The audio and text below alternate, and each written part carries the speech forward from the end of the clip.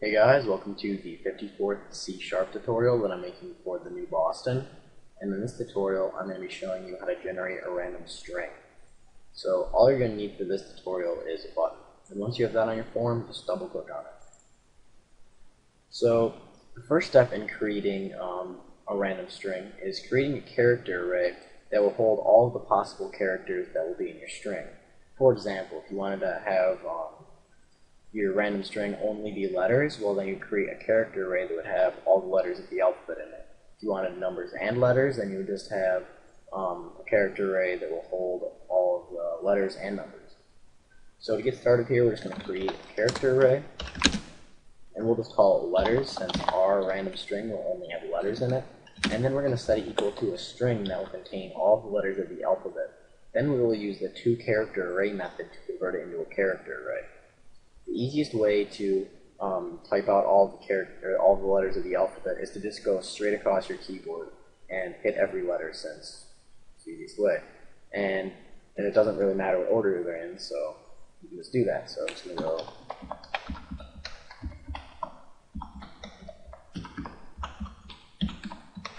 there. I just went right across my keyboard.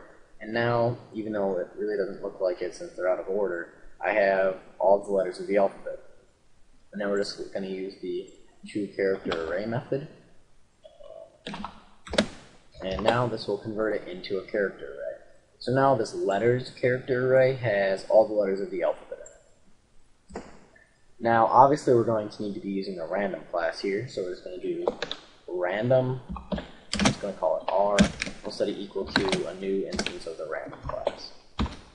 And basically what we're going to be doing is using this random class to generate a random number that will then be the index of the character array that we're going to be using.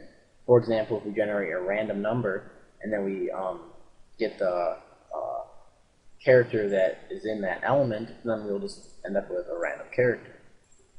So if we were to go right here and just get a random character and display that in a message box, we can do that. So we could do we'll just do letters, and then we'll use brackets to access an element in that array. And then we're going to do r.next to generate a random index. And then since there are 25 characters or 26 characters in the alphabet, we're going to set the minimum to be 0 and then the maximum to be 25. And then we're just going to put a closing bracket on that. And then we're just going to use the toString method to convert it into a string. So basically what this will do here is it will generate a random number that will then be the index of this letters array. So if we get a random index, let's say it's like 2, well it would be 0, 1, 2, and we'd get an E if it generated a 2. So C, it just generates a random character. And then we should just get that in a string. So we'll get a 1 character string that will be random. A C, then an H, so C, it's random. And then you're saying, well, how do I make a string? Well, what you can do is you can use a for statement to loop through this code right here and just add it into a string. So if we're going to go right here and just create a for statement, and then we're just going to say I is less than 10 because we want it to loop through 10 times, and then we'll just increment I by 1. Alright, so now what we're going to do is we're just going to create a string for it to add the random character to. So we're just going to do string, let's call it random string, set equal to an empty string. Alright, so now we'll do random string plus equals, so we'll be adding a character each time, and then we'll be doing letters, and then we'll just be getting a random character. So we'll just do r.next, again, which is 0 and 25, so it'll just get any random one in here.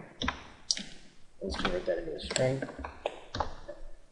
So basically what this will do is it will loop through this code 10 times. So it will just be getting a random letter and then adding it to this string. Now we're just going to display it in a message box to make sure that it actually got a random string. So just random string. Alright, so now every time we click this button, we should get a 10 character long random string.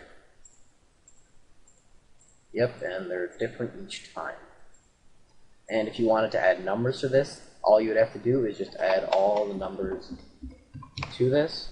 And since we're adding 10 more characters, we're just going to add 10 to this. So we'll make this 35 instead of 25. And now we should get a random string with with letters and numbers. Yep, we got a 3 in there. Okay, again, 1, a 5, a 9, and an 8 in there. So, yep, that's pretty much it for this tutorial on generating a random string. So, see you guys.